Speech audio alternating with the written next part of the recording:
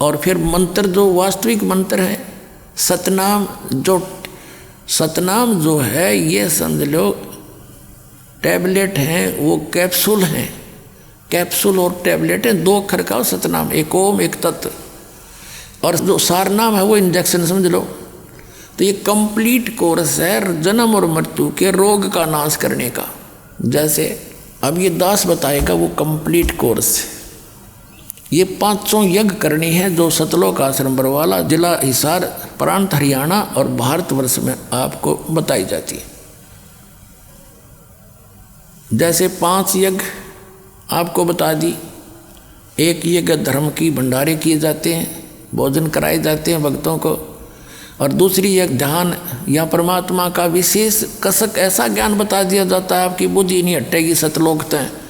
आप बेशक यहाँ काम कर रहे हो लेकिन आपकी इच्छा ये रहेगी है भगवान इब का पीछा छूट जा और बुराइयों से बचोगे, भक्ति करते रहोगे। This is tension of God.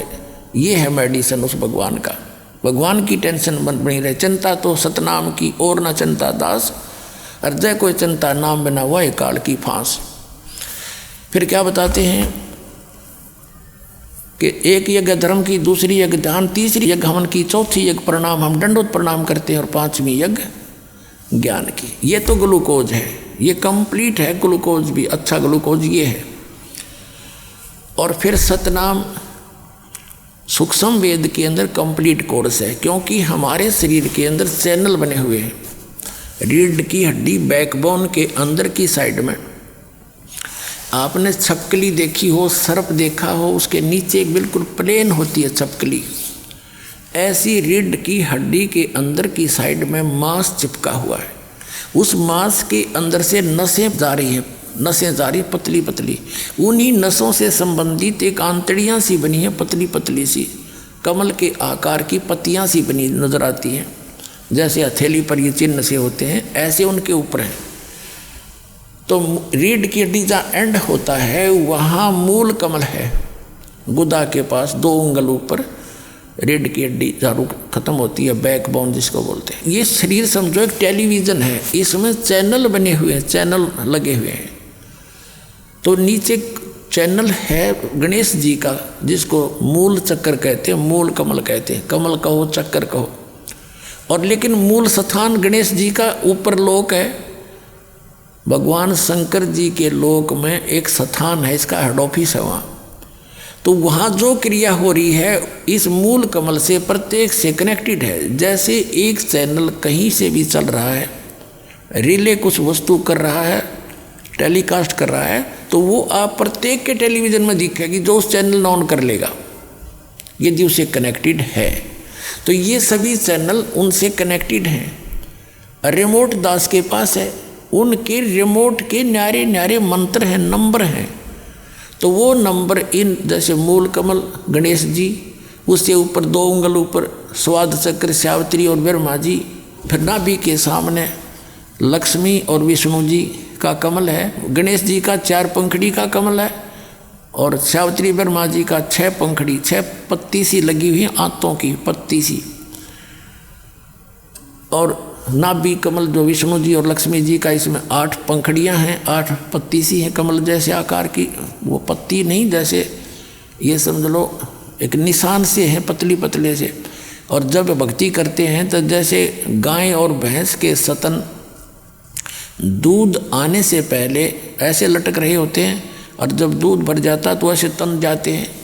ऐसे भक्ति से ये अंदर की पंखड़ियाँ इन कमलों की अपने आप ये खुलना शुरू हो जाएगा, ऐसे खिल जाएंगी। अब तो वो ऐसे बुची पड़ी है ऐसे, फिर वो ऐसे होकर के ऐसे खिल जाएंगी, बिल्कुल ऐसे खुल जाएंगी भक्ति से। इन मंत्र जो आपको दिए जाएंगे इन मंत्रों से। फिर हृदय कमल है दोनों सतनों के बीच में, और पेट से ऊपर, कंठ से नीचे और बैकबोन के ऊपर। ये शंकर भगवान और पार्वती का कमल है। इसका एक मंत्र है, उसको जाप दिया जाएगा आपको, उससे ये फिर खिल जाएगा कमल इनका।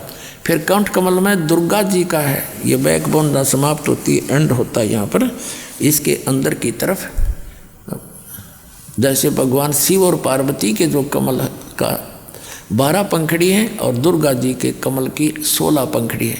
इसके बाद आगे जाके त्रिकुटी है, उसके केवल 2 कमल हैं। और उसके बाद फिर आगे चलता है, ये आगे डिटेल नहीं बताएंगे क्योंकि कुछ वक्ता पाक के और आपको भ्रमित करना शुरू कर देंगे।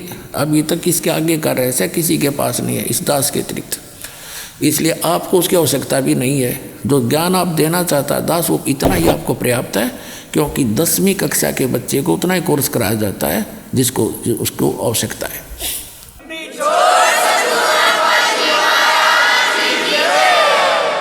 अब ये है कमल, आपको जो प्रथम मंत्र दिया जाता है वो मंत्र है। तो वो मंत्र क्या करेंगे, इनकी पूजा नहीं है। जैसे आपने बिजली बोर्ड से कनेक्शन ले रखा है, आप उनका टैक्स भरते रहोगे तो आपको लाइट देते रहेंगे, वो पूजा थोड़ी है। वो तो एक हमारा कर्तव्य है एक नेक नागरिक का कि उनका बिल भरो और अपना उनसे सुविधा लो, न तो बंद कर देंगे वो।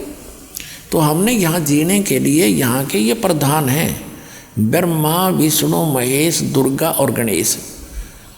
तो ये यहाँ के तीनों सोच लिया डिपो होल्डर हैं ये।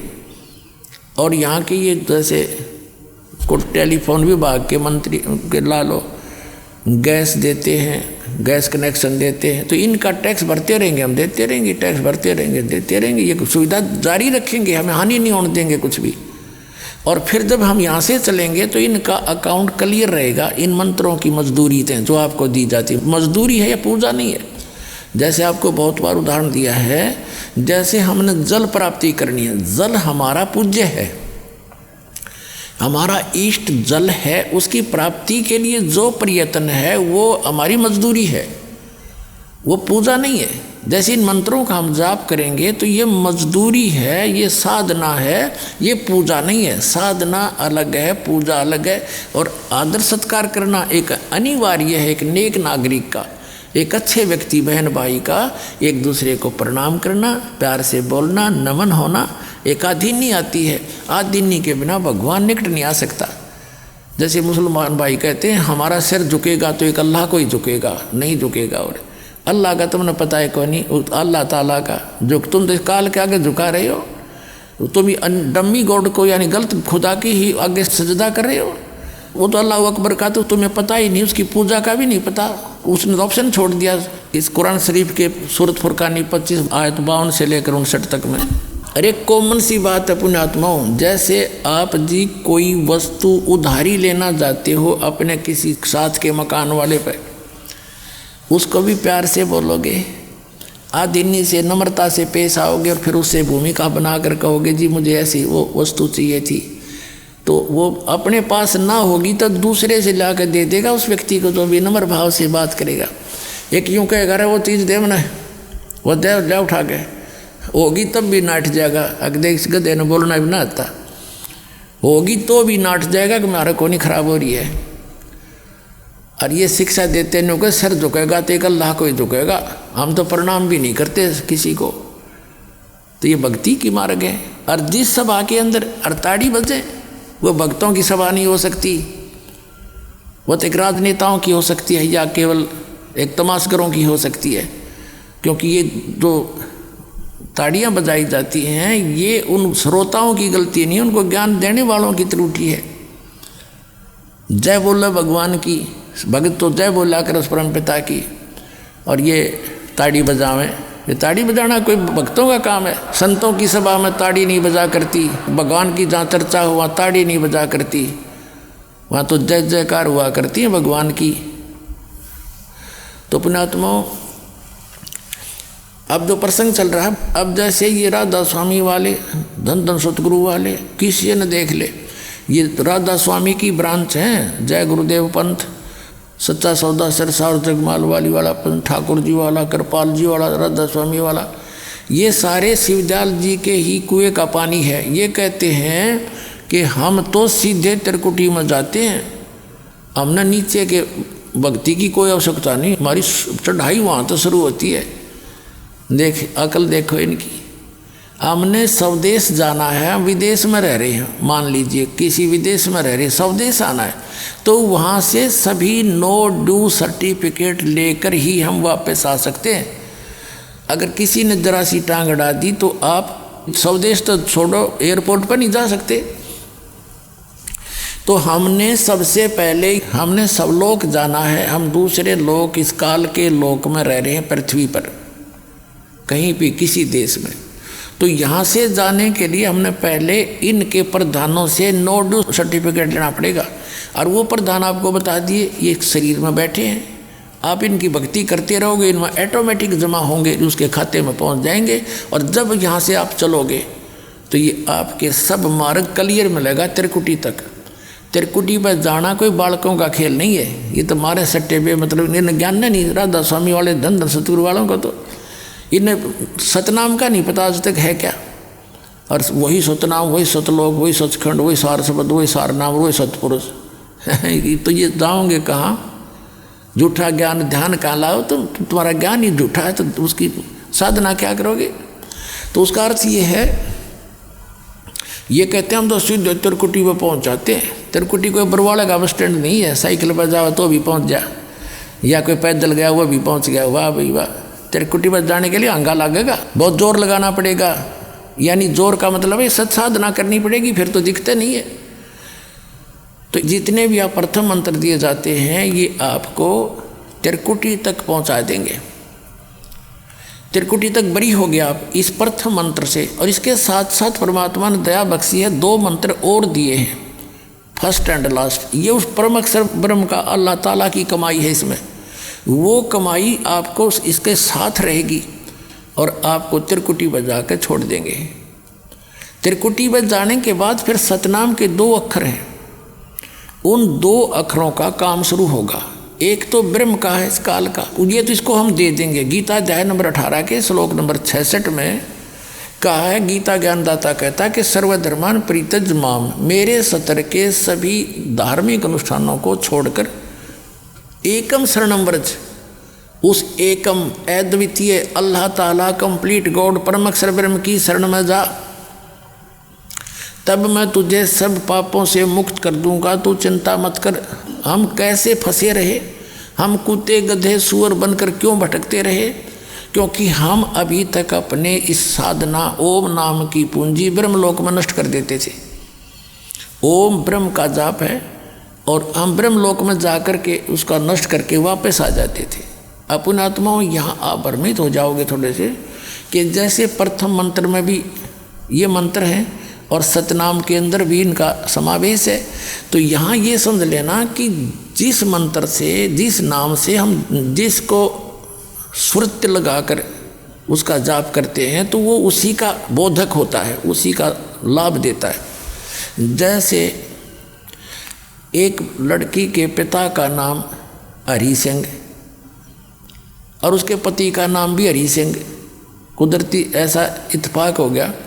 अब जब वो अपने पिता का नाम लेती है, हरि सिंह की हूँ, बेटी किसकी? हरि सिंह की, पत्नी किसकी? हरि सिंह की, तो उस समय उसकी सुरती अपने पति के ऊपर होती है, सूरत पर, कि मैं उसकी पत्नी हूँ। हरि सिंह नाम दोनों हैं। इतना ही काफ़ी समझ लेना, भ्रमित ना होना, क्योंकि ये तो अध्यात्म ज्ञान है, बालकों का खेल नहीं है। आप तो अज्ञान से भरे पड़े हो। अब उस अज्ञान को निकालने के लिए दास को इतना प्रयत्न करना पड़ा है, इतने बड़े बड़े उदाहरण ला करके सब फिर सेट करना पड़ रहा है, तब ये यथार्थ ज्ञान आपने सुहावेगा। ये प्रयत्न इसलिए करागा। तो सतनाम 2 अक्षर का है, इसमें एक ओम एक तत् गुप्त है। प्रसंग चल रहा था कि ये कहता है कि मैं तुझे सब पापों से मुक्त कर दूंगा। कैसे कर देगा? कि हम पहले ओम नाम का जाप ब्रह्म का है, इसकी भक्ति करते रहे ऋषि लोग, हम पहुंच गए ब्रह्मलोक में। इसकी कमाई खत्म हुई, फिर पृथ्वी लोक पर आगे देवने कुत्ते इस हमने या पूंजी यही नाश करते रहे अपनी। अब इस पूंजी का नाश नहीं करेंगे, हम इसको पकड़ा देंगे, पकड़ते रहिए और हमें बरी कर यहाँ से, हम इसका ऋण दे देंगे तो ये हमारा मांगे क्या, इसका हमारा लेन देन क्या रहा फिर।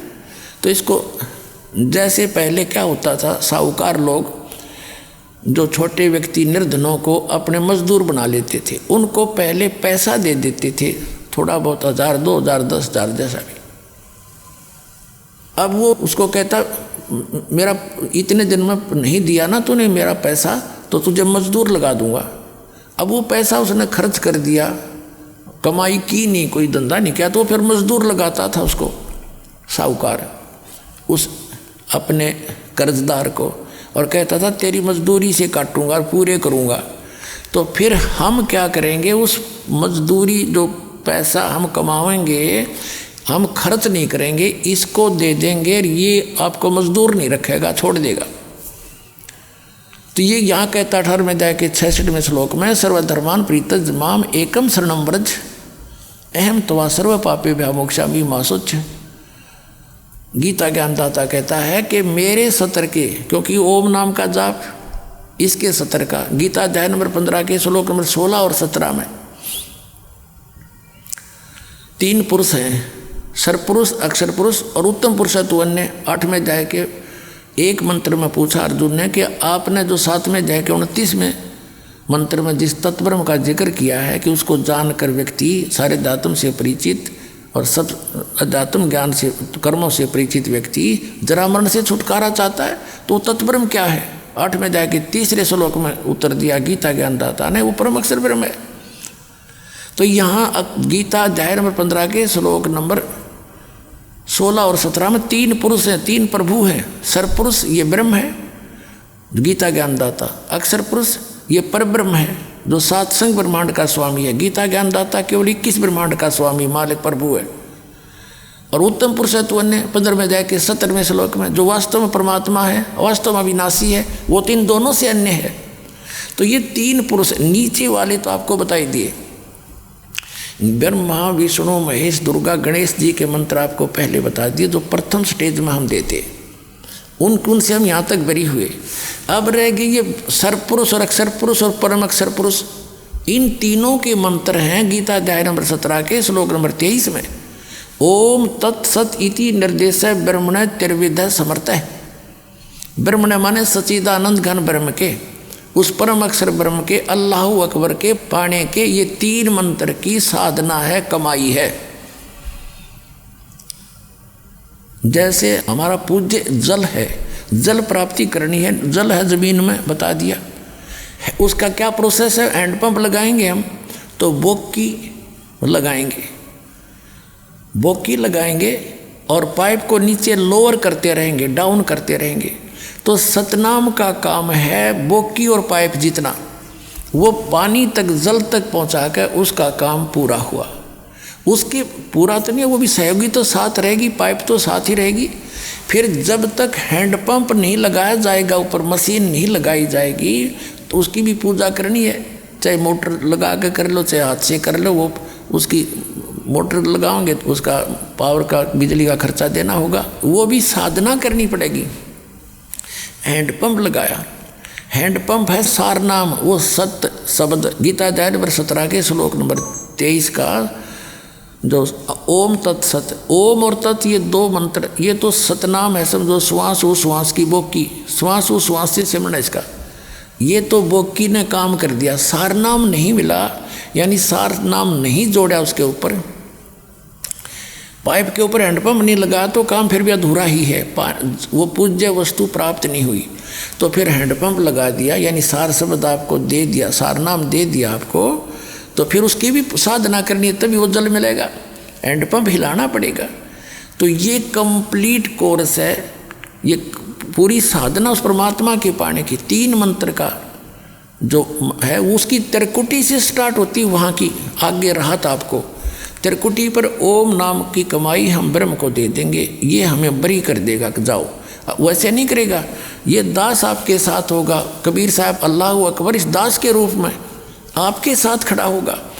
और पुण्यात्मा, परमात्मा ने हमें गाइडलाइन दी हैं, जैसे युद्ध से पहले सैनिकों को सारे दाव पेच सिखाए जाते हैं, तो आप जी को यहाँ जो दाव पेच सिखाए जाते हैं, उस अंतिम आखिरत के समय पर जो आपने क्रियाएं करनी है कि गुरु मानुष कर जानते ते नर कहिए अंध, वह दुखी संसार में फिर अग काल के फंद। गुरु को मानुष कर नहीं जाने, गुरु को एज ए गॉड ट्रीट करे, क्योंकि आगे भी वो परमात्मा इस दास के रूप में आओगा।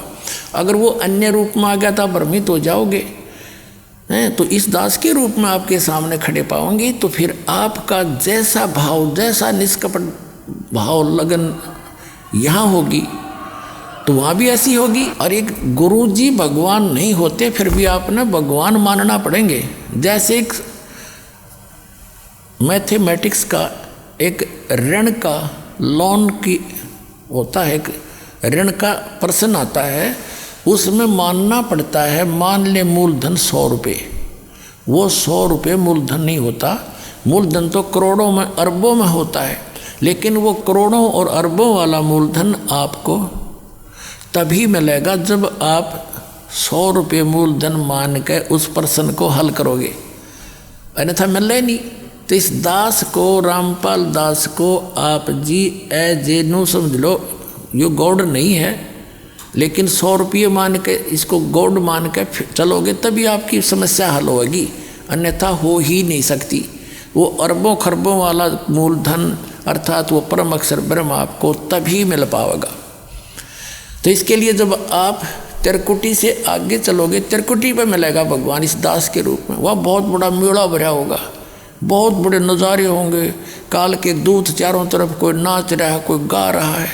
और ताकि आपने यहाँ से इसलिए साधा जाता है आपको कि इंद्र दा राज कागदा बेष्टा ना भोगा इंद्राणी नु। इंद्र का राज भी, स्वर्ग का देवताओं का राज भी काग की बीट समझ लेना हमने कतई नहीं चाहिए, तब आप वहाँ दास कोगे। और कितनी सुंदर औरत हो, कहते इंद्र की पटरानी भी क्यों ना हो, हमारे लिए वो धिक्कार है, उसको भी नहीं थूकना भी नहीं है। क्योंकि वहाँ जाकर जो आपको वस्तु मिलेगी, यहाँ की वो नकली वस्तु है, यहाँ नाशवान है, वो अविनाशी है। आपको सारी वहाँ पर आपका ऐसा ही परिवार होगा, ऐसे आपके विवाह होंगे और सारा कुछ वहाँ ठाठ से रहोगे। फिर दूसरा मंत्र है सतनाम का, ये अक्षर पुरुष के लोग जो 7 सिंह ब्रह्मांड का क्षेत्र है उसको पार कराएगा, उसकी कमाई उसको किराया देंगे, उसका टैक्स है इतना लंबा चौड़ा, तब वो जाने देगा, नहीं तो नहीं जाने देगा। फिर जो तीसरा मंत्र सार नाम है, उसकी कमाई आपको सतलोक में प्रवेश कराएगी, इसलिए आपकी मुक्ति हो जाएगी।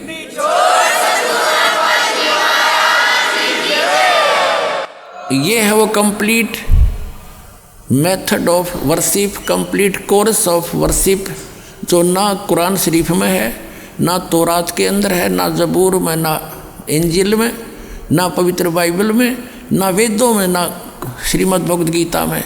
वो सूक्ष्म वेद में पूर्ण परमात्मा द्वारा दिए गए ज्ञान में है, वो इस दास के पास उपलब्ध है। पूरा विश्व आओ, अपना कल्याण करवाओ। बोलो सतगुरुदेव।